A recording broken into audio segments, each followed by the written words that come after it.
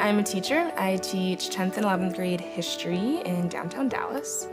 I came into it wanting, of course, to share the love of Christ, and the way that I do that isn't nearly as, I think, obvious as I hoped when I first walked into my school.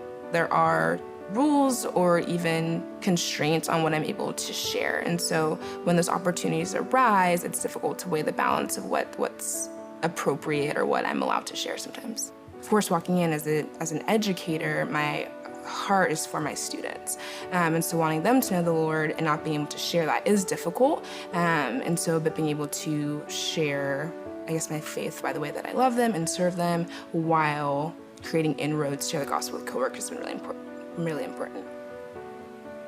So my experience when faith does come up in my school or even when I'm teaching, especially because of the content that I teach, typically it's pretty hostile towards Christianity. It's pretty hostile towards the gospel message, but more so especially towards Christians.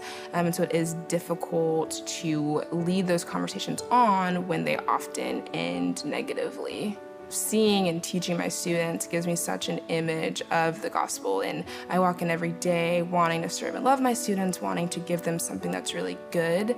And so when they reject that, it reminds me that I too, only by the grace of God, did I accept the gospel myself.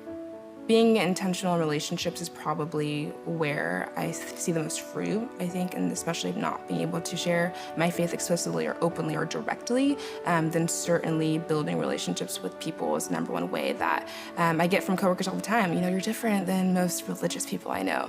You know, you're different than those, mean Christians I see on Facebook. And so just knowing that I'm able to share and to invite in and to, even if I'm not necessarily having people over to my house every day, I'm still extending hospitality by meeting people where they are every day. Relationships take so much time to build into and to cultivate, and so when it comes to students, that was the first lesson I learned as a teacher, was that there's no way to speed up building trust. And so with students, with families, just spending time, I think especially with them, getting to know them, really knowing each other's stories has been so important in building trust with them so that I can have those conversations. So now a year later with the same students, I can say, actually, here is the worldview that is maybe in contrast to yours. And here's how people believe differently. And here's why it's possible to be intelligent and be a Christian at the same time. Understanding that time is important and being able to bear the insults or bear negativity or bear the teasing, whatever that was, because it meant there was a possibility that one day, by being faithful, I'd be able to share Christ with them.